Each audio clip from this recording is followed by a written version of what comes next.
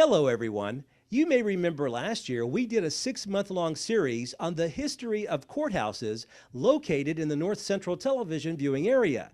This year we're doing something similar. We're going to learn about the history of the men who our 6 counties are named after. Let's begin in Clay County and learn all about Henry Clay.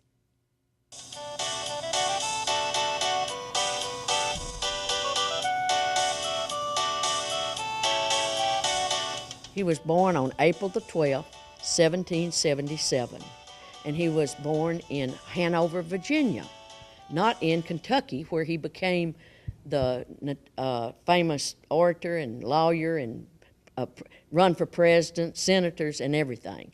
And his dad died when he was only 4 years old, and his mother then remarried, and they moved to Richmond, Virginia. And as he grew and did his work and everything, his new stepfather was real interested in him. So he helped him get a job with the chancellor in Lexington, Kentucky. And he worked ran in the chancellor's office, just a clerk, just a peon. And he worked there as probably in his late teens. And then as he learned and met people, they saw how interesting and how he wanted to do things and had ideas and visions and this. So the chancellor then persuaded him to read with the attorneys there that he had been working with. One was George Wythe, who was very prominent up in Kentucky and everything. And at the age of 20, he got his law license, which is very unusual because nowadays you have to go 4 years of college, at least 2 to 3 years of law school. That's 7 more years, so you're at least 24 to 26 years old to get a law. And here he was at just 20 years of age. Mm-hmm. So that was very unusual for that to happen for a young man in that thing. They said he was an orator. He could just spill his words out, and everybody just was just so fascinated with him and stuff. But he was so young. Did he have any famous cases as an attorney? Oh, yes, he had a lot of clients and everything. One of the things, it was unusual how he got paid. He usually got paid in land or horses. Oh, wow. And so that was, when we say horses, of course, the Kentucky landscape and everything, but in the bluegrass states, you do that. But one of the cases he had was he defended Aaron Burr. He had been indicted by the U.S. attorney because he was wanting to lead an expedition into Spanish territory past the Mississippi River, and that didn't belong to us. So they had him indicted because that's what he was going to do. So Clay and his partner, they defended him, and of course this was a big case and all this kind of stuff. Well, he won, and of course he was so tickled and everything. And so several years after that, this attorney general who had indicted him was a friend of Clay's. Of course, all the lawyers were friends and talked with each other later, and he convinced Clay that Burr had really been guilty, but he just didn't have the proof to make it at the time when he was there. So later, a few years later, he met Aaron Burr, and he wouldn't shake hands with him. So he was kind of upset that his client had lied to him, because that's when you don't lie to your lawyer. Right. You usually not supposed to, are you? No. Well, now, when did he get married? Was he like about 22 or so when he got married? He was. Was it 1799? 1799 when he got married, and he married Lucretia Hart. Her family was real prominent, I believe, in Lexington, and they got married in Lexington, and that's how come he opened his law office there, and that was his home base, kind of, you can call that. And he and his wife had 11 children, but 7 of them died before he did, so which was very unusual. Of course, might not have been back then, but it is now. Right. It's very unusual for anybody now to have 11 children, or anyway.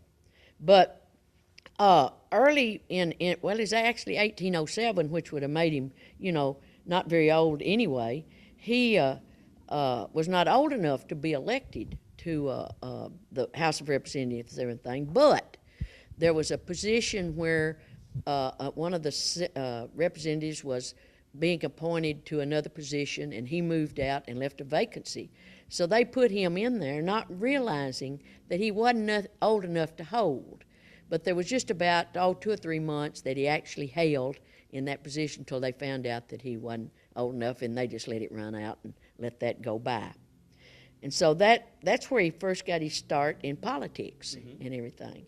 And then he ran for the Kentucky legislature and was elected several times, and he was later he even was in the U.S. Congress, and he was Speaker of the House. And it was one thing that was very unusual. The first year he was elected to the U.S. Senate or Congress, whichever it was, he was elected as Speaker of the House at the first meeting. Usually it's the older ones that have been there for years that are. And every time he was in the House, he obtained that and was Speaker of the House and everything. You think that might have been because he was such an effective orator? Oh, yeah, it was, no doubt, that he could really woo you, I guess you would call that today. But one of the things about it, after being Speaker of the House and everything, he owned a 600-acre plantation, and which he called Ashland, and he had a lot of slaves. So this was, pre-Civil War, most of this. And what we really have to remember is when he was born, Tennessee wasn't even a state, because Tennessee didn't become a state till 1796. And therefore, he was just a young man getting going and doing all this. And one of the things he did was that he was when he was in the Senate, in the legislature, Congress, I guess, he was what they called a war hawk. And they're the ones that persuaded you to either keep going in the war or terminating or whatever you're going to do. But he helped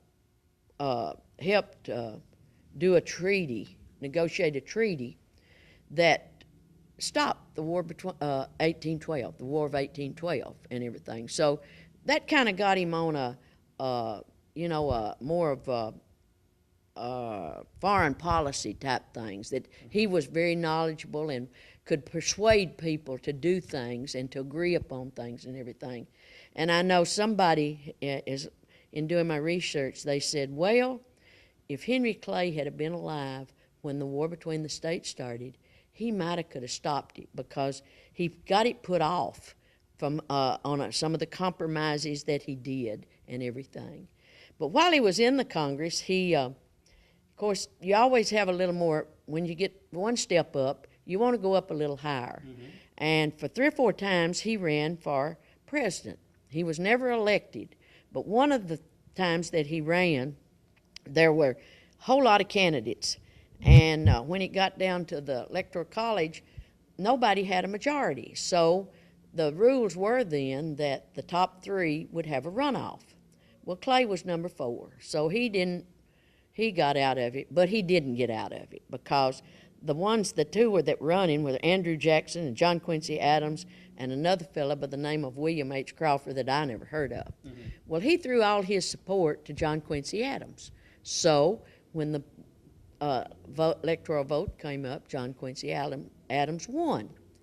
But guess what else happened? He got appointed to Secretary of State.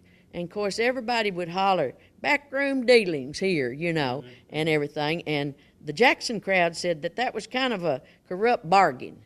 And they made a big to-do out of it. And it kind of hurt Clay's reputation as time went on, that he would do that and everything.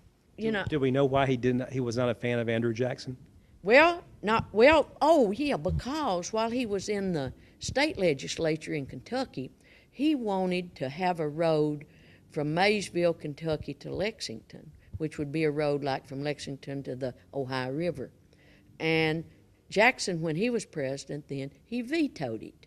And his thought was that the Commerce Clause said if you're going to have something that goes from approved through the Commerce Clause, that it has to be between more than one state. and that just ran from Lexington to Maysville, Kentucky, which is right on the Ohio River. So he vetoed it, and of course they didn't have very good feelings from each other from then on, I think, and that was just kind of a, one of these things that you never know who's going to do what next and everything. But there was a lot of. He was a great compromiser to get people to agree on things and to try to work out problems and everything. It even told that he had to do with the Treaty of Guadalupe, and that had to do with the Mexican War and everything, and that was just some of the things he did. Lots of things. I mean, he was no doubt he was a very distinguished statesman.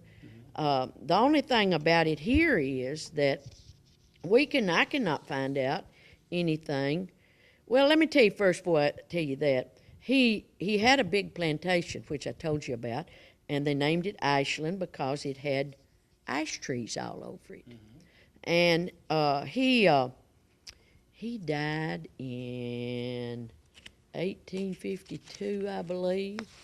And his sons, he had two sons mainly that ran the plantations and everything while he was there. And it was used at first for the regents of the Kentucky University. And then which was the forerunner of the University of Kentucky there in Lexington. Everybody knows about them, what's happened bad to them. Basketball season, yes. Basketball season. And so they used that for that, and now it's there's museums. It's open. You can go there, and it's actually Ashland is a little suburb outside of Lexington, a little bit, and everything. And I couldn't get over that here our county was named for him. And I have not been able to find any definite thing of why anybody from here would have named him that, because the two counties that we were made out of, which is normally said Jackson and Overton, that they were kind of adversaries in that they didn't like each other because Jackson had turned his... He didn't like Andrew Jackson, or was it John Overton? John Overton, because John Overton was one of his Jackson's advisors and everything. So I was, thinking, well, why would we do that? I hadn't found that out yet, but I will, hopefully. But I looked at Jackson County, and of course, they were named for Andrew Jackson, one of the presidents. And John Overton was a Supreme Court justice in Tennessee back in a big plantation order. And he had Travelers Rest, which is still in existence, just like the Hermitage is. And now we come along and we name it for somebody that's never been to Clay County probably, had no connection with Tennessee, but we did. And since then, I looked around at a lot of other states. There's nearly every state has a Clay County in it. And that was very unusual in everything. And one of the things that I looked at was that we had two histories in this county, and they all spoke to who it was named for, but they really spoke about it in a little different way. Mr. W.L. Brown, and this is a quote, said that Clay County, named for Henry Clay, a distinguished United States Senator from Kentucky, was taken from Macon, Jackson, and Overton. Well, the normal things you read don't mention that it was taken from Macon, but it could be. We don't know. But Isaiah Fitzgerald had one that said, and this is quote, Clay County was made up of territories taken from Jackson and Overton County, and so named in honor of Henry Clay, the illustrious son of Kentucky. Now, I just wonder what illustrious really meant to him back then in that time, if he liked him or what it was, but because he lived before the Civil War, and he knew a lot that went on. Of course, Clay died before the Civil War was over. I mean, before it was started. And he just didn't, as I said a while ago, somebody said if he had been there during the time of the Civil War, he might have been able to help keep it from happening and everything. But, it's, he and his, I have a question to where he's buried, because in the readings that I found, one said he was buried in the Congressional Cemetery in Washington, D.C., and I found a monument that's got his name on it. But the other thing says that he is buried in Lexington, Kentucky, in the Lexington Cemetery, and that his wife is buried with him in the base of that cemetery. So, you know, that's two things. I guess got me two good things to look up. Yeah. I mean, to find out where his body actually is, and to find out who in Clay County and how did they come up with naming him for Clay County, you know. I think you told me he died from tuberculosis. My question is, how much more have you learned about Henry Clay doing this research than maybe you did before you even started? Oh, I didn't know anything much about him except he hangs on the wall. The picture in our courthouse in Salina, he hangs on the wall, and I'd always known that's who he was what it was named after, but we didn't have this picture up until probably the late '80s, during the '80s sometime, and somebody that was a friend of my dad's had gotten it and brought it in, and they said, "Now, Jimmy, we've got this picture of Henry Clay for you, but you're gonna have to pay for it." So that was a kind of a funny thing, you know. But we did. We had keep it hanging on the wall up here all the time and everything. Did you enjoy doing this research? Oh, I did, because there's so much more about him that it takes days to really.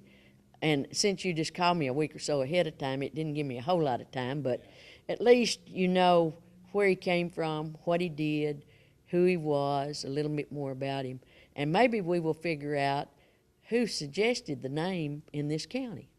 Next month, we'll head to Trousdale County and learn all about former Tennessee Governor William Trousdale. Reporting in Clay County, Barry Hyatt, NCTV.